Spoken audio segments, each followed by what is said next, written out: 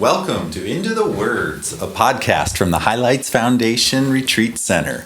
Today in the cabin are our dear friends Elizabeth Rose Stanton and Carolyn D. Flores. Welcome. Thank you for having us. This is fun, right? So usually we talk about one workshop at a time, and now we've got kind of two workshops happening.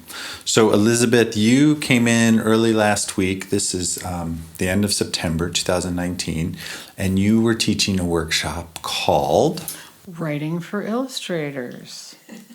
And talk a little bit about kind of the premise of that. well, the premise of it was that there's I think many illustrators get a little bit nervous about their writing. They feel way more comfortable about their illustrating and making their pictures. And then when it comes to writing, they get scared. Mm-hmm. So we wanted to talk to them about that. And my mission and goal for them was to get them to think about writing and illustrating as the same thing as art. And that they have fun making pictures, so why not have fun writing too? So there's a lot of wordplay. We looked at wordplay. We looked at story structure and everything in between. And it was really fun. It was really fun. Oh, yes. Yeah, we had a great time. Okay, great. And Carolyn, this workshop was about creative voice, but not just the voice in one story, but this is about nurturing your whole creativity. Absolutely. I mean, Meg and I started talking about this a few years back, and we saw that very many people had an authentic voice and had all of this talent, and then they became very unsure of themselves as they proceeded through the traditional publishing business. And we just wanted to make sure that they did improve, that again, that they bring their skill level up, but that they preserved what was beautiful about that authentic voice. And it didn't, not necessarily even ethnic, maybe, just edgy or, especially a new graphic idea. We were just really excited about supporting that. And I couldn't believe how well that went. We were just blown away. So I want to ask both of you to share a little piece of something from the workshop. And Elizabeth, you did a whole talk on women being represented in the kidlit world. Can you talk a little bit about that? Yeah, and it was with an historical lens because I wanted my conferees to be able to look back in time and pull out what they needed and retool for the 21st century. But I wanted them to be aware of these fabulous women author illustrators who are out there that nobody really knows about as much. Illustrators do, but the man on the street doesn't. So one of the introductory things that I did with them was to point out things like the last woman before this year to win the Caldecott Medal for a book she both wrote and illustrated was in 1996 when Peggy Rathman won for her book Officer Buckle and Gloria.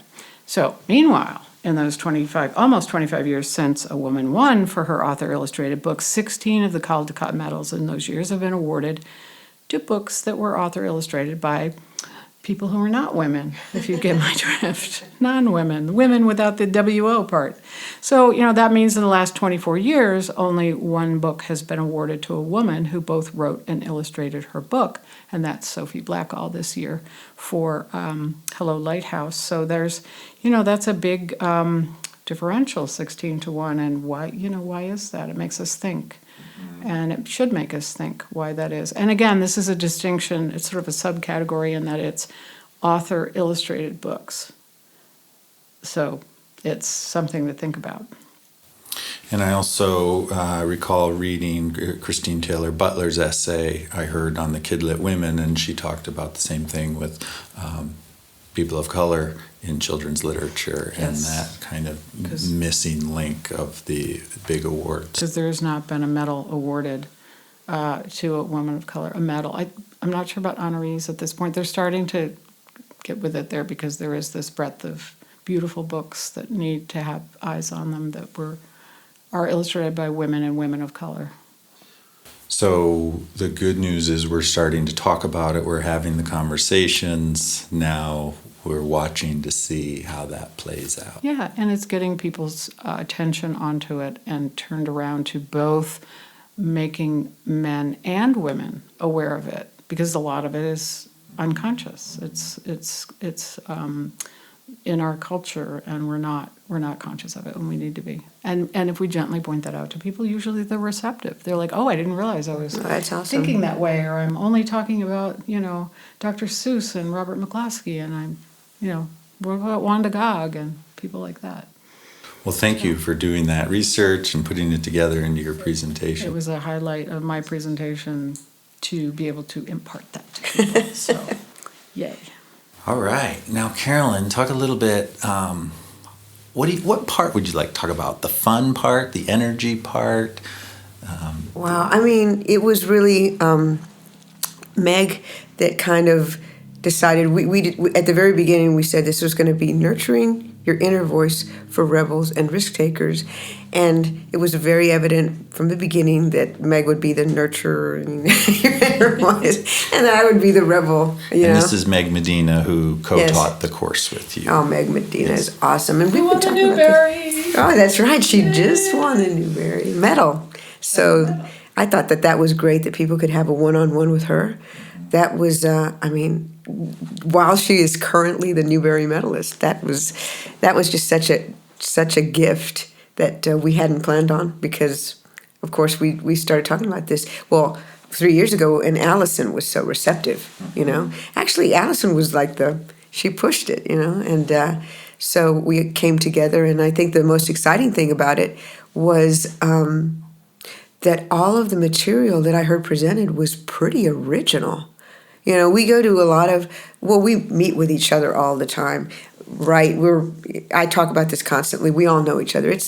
Once you're published in children's literature, we are pretty much, even if you're not published, it's a family, but especially if you've been, through the ringer, really. But what happened was that this time, almost every point that was presented was something we had never heard of before. Did you get that impression? I did, and I think the beauty of this conference workshop with you and Meg is that Meg was not that you're inspirational, but she was sort of the inspirational part, the spiritual part, and you gave us those tools. We were playing with Play-Doh, and we were drawing things, and she was giving hard concrete tools. So, and Jessica Bagley, Oh, was Jessica my is co-faculty. fantastic. We tried to do that too with Right. crafting the words and crafting, the story arc. But you guys did that. It was like this beautiful dance that you guys did that we got to dance to. I'm very So one of the things, Carolyn,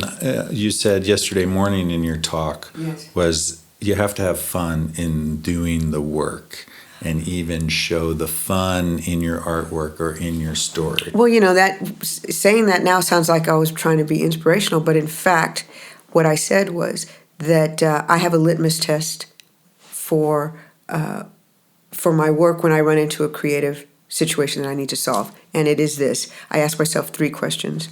1, is it fun?